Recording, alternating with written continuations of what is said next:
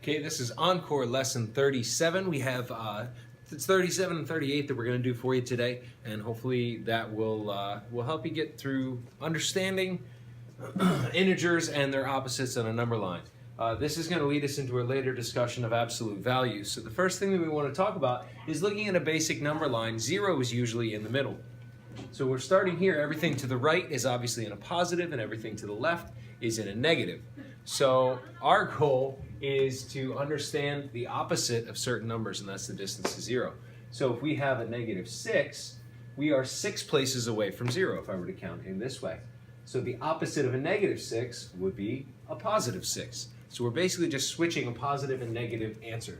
So if we have 3, if it's a +3, then the answer would be a -3. And we want to graph that. And -3 is not listed on our board, so we want to make sure that we graph between -2 and -4. So we know that's where it would be located.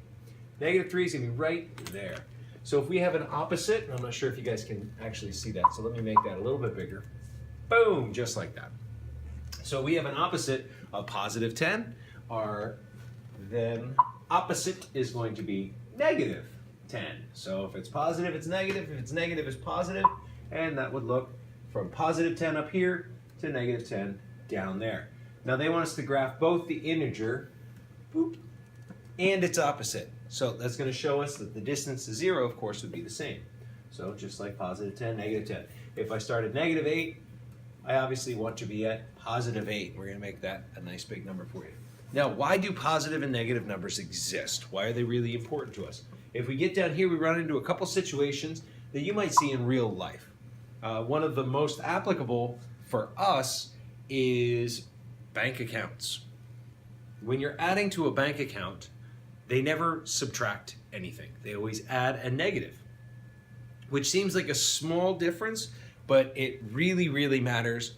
If you overdraw your account, you start compounding interest, those types of things. So Michael withdrew $60 from his checking account. The integer that we're going to have, we're talking about $60, and he's going to withdraw $60.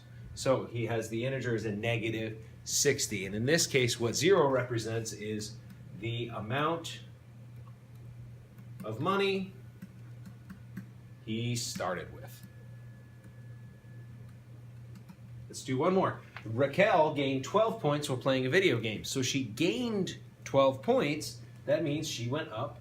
It's just going to be 12 or a +12. If we don't have a negative in front of it, we're assuming that it's a positive integer. So in this case, what 0 represents is the score that she had before winning points.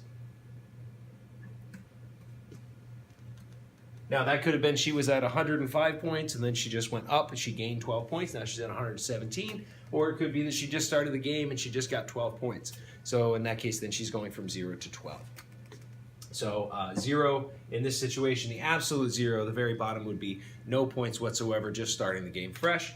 And in this case, the absolute 0 would be no money whatsoever in our bank account. But if we're starting with, in this instance, where does 0 go? And then we're talking about -60. That's the amount of money that he had before he withdrew or added a -60. He's adding a debit.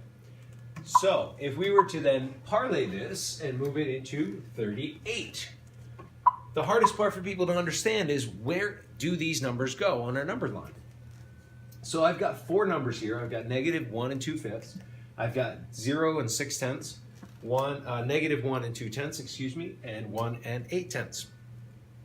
I need to label them. So I'm going to go ahead and we'll mark it blue, and I'll make it green. And we'll choose green. We'll make it just a little bit bigger so that you can see the dots. We have -1 and 2/5. Well, if I'm looking at 1 here, I've got 1, 2, 3, 4, 5, 6, 7, 8, 9, 10. 10 in there. So the equivalent of 2/5 is 4/10. Now the question is, I know I have -1 and 4/10. Do I do -1 and then 4/10? No, because this is -1 and 4/10. So I'm going to go -1, 1, 2, 3, 4. And if you're wondering where I got that -1 and 4/10, that's -1 and 2/5. 2/5, I found the equivalent fraction in tenths and solved it that way. So if I have 6/10, I know that there are tenths in between these numbers, and this is a positive 6/10. So I go to the right of 0, I'm headed towards 1, and I go 1, 2, 3, 4, 5, 6, and I'm going to put it right there. That's number 2, 6/10. -1 and 2/10. The question I usually ask myself is this number between -1 and -2, or between 0 and -1? This, of course, is between -1 and -2. It means you go -1, 1, 2/10. It's going to be right there. And 1 and 8/10. Obviously, we're on our way up to 2. Is it between 0 and 1 or 1 and 2? It's between +1 and +2. 1, 2, 3, 4, 5, 6, 7, 8. Right there. 1 and 8/10. So, again, when you're finding numbers, positive and negative integers on the line, always start at 0 and ask yourself, am I going negatively, which is this way, or am I going positively, which is this way? Adding a negative is the same thing as subtracting a positive, and we're going to play with that a little bit later. But understanding the distance to 0 is very, very important, because when you get to something like -1 and 2/10, you need to know, is that -1 on the way to -2, or just on the closer side of 0 of -1?